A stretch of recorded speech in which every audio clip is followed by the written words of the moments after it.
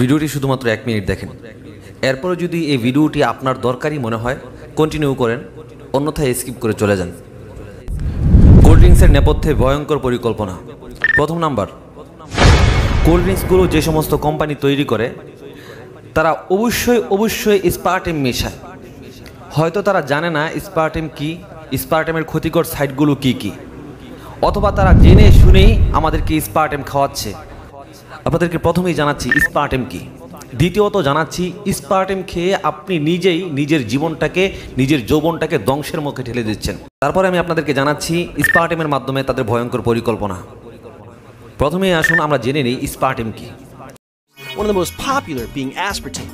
This stuff can be found in over 6,000 products, from soft drinks to gum, but somewhere along the line, it managed to snag a not-so-sweet reputation as a... স্পার্টেম হচ্ছে artificial sugar, যেটাকে কিছুটা modify করে আমাদেরকে খাওয়ানো হচ্ছে। স্পার্টেমকে যদি আমি আমার বাসায় সহজভাবে আপনাদেরকে বোঝাতে চাই, তাহলে আমাকে সরাসরি বলতে হবে স্পার্টেমটা হচ্ছে একটা বিষ। এটাকে কেন বিষ বললাম? কারণ স্পার্টেম এটাকে বাজারজাত করার জন্য আমেরিকার সরকারের কাছে তিনবার আবেদন করে। ৭৬-এ একবার, ৮১-তে একবার, ৮৪-তে একবার। তারা বরাবরের মতো এই ৩বার স্পার্টেমকে নিষিদ্ধ ঘোষণা করেন। নিষিদ্ধ ঘোষণার পিছনে কারণ হচ্ছে এই স্পার্টেমকে তারা বানরের উপর এক্সপেরিমেন্ট করেন। যখনই এক্সপেরিমেন্টগুলো করা হয় প্রত্যেকটা বানর মারা যায়, যার কারণে এই স্পার্টেমকে নিষিদ্ধ ঘোষণা করা হয়। সর্বশেষ জন পি হোল্ডেন নামে একজন ব্যক্তি স্পার্টেমের উপরে এবং জনগণের উপরে এবং পরিসংখ্যানের উপরে একটা বই লেখেন, যার নাম হচ্ছে ইকোসায়েন্স।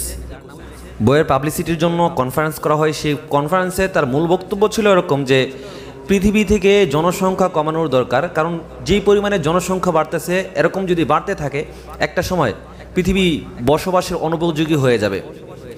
যার কারণে স্পার্টেম ব্যবহার করা দরকার। স্পার্টেম যদি মানুষ ব্যবহার করে তাহলে তারা সন্তান সম্ভবা কম হবে এবং সন্তান প্রজননের পরিমাণটাও কমে আসবে।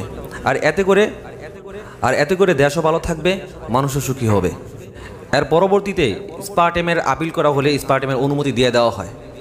স্পার্টেমের কারণে প্রজনন ক্ষমতা কমে যায়, যেখানে এই বিষয়টি স্পষ্ট হয়ে গেছে।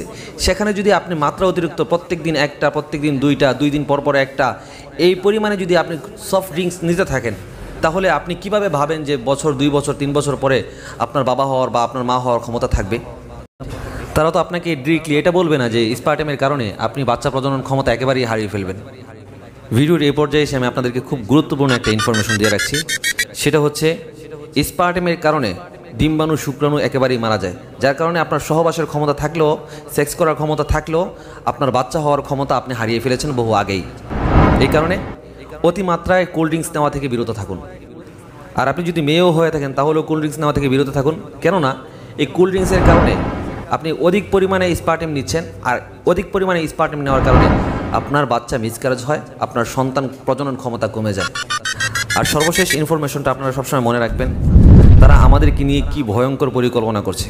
নাম্বার 1, যে তারা স্পার্টেমের পরিমাণ আগের তুলনায় অনেক গুণে বাড়িয়ে দিবে। দ্বিতীয়ত হচ্ছে তারা এই কোল্ড ড্রিঙ্কসের মধ্যে স্পার্টেমের সাথে স্লো পয়জন মেশাবে।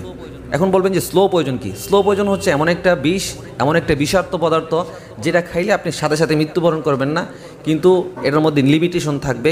15 দিন, 1 মাস, 2 মাস, 5 মাস, 1 বছর, এরকম একটা লিমিটেশন থাকবে। এই লিমিট যখন কোর্স করবেন, তারপরে আপনার শরীরে বিভিন্ন ধরনের রোগ বাসা বাঁধবে। এরপরে আপনি যখন হসপিটালাইজ হবেন, আপনাকে হসপিটালে নেওয়া হবে, আপনাকে আইসিইউতে ভর্তি করা হবে। আপনি মনে করবেন যে আপনি একটা রোগের কারণে মৃত্যুবরণ করছেন, আপনার আত্মীয়স্বজন মনে করবে যে আপনি কোনো রোগের কারণে মৃত্যুবরণ করছেন। আসলে বিষয়টা মোটেও এমন না। তারা পরিকল্পিতভাবে আপনাকে হত্যা করছে, আমাকে হত্যা করছে, আপনার সন্তান, আমার সন্তানকে হত্যা করছে। এটা হচ্ছে তাদের ভয়ঙ্কর পরিকল্পনা। এই কারণে নিজের ঘরে যে সমস্ত খাবারগুলো তৈরি হয় এর মধ্যে নির্ভরশীল হন, বাহিরের খাবারের মধ্যে নির্ভরশীল হয়েন না। বাহিরের খাবার আপনার জন্য, আমার জন্য সেফ না। বাহিরের খাবার আপনার জন্য, আমার জন্য সমানভাবে ক্ষতিকর।